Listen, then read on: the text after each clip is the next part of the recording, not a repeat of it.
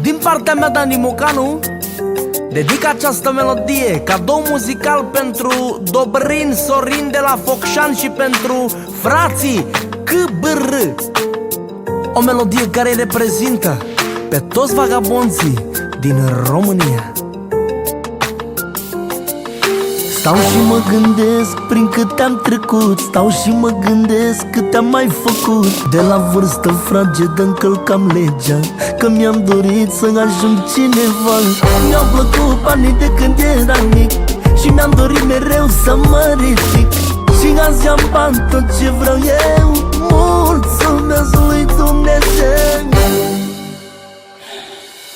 Of, of, dușmanii mei, mă jur, mi-e milă de ei, că n-au bani să treacă strada, vorbesc de mine degeaba. Of, of, dușmanii mei, mă jur, mi-e milă de ei, că n-au bani să treacă strada, vorbesc de mine degeaba.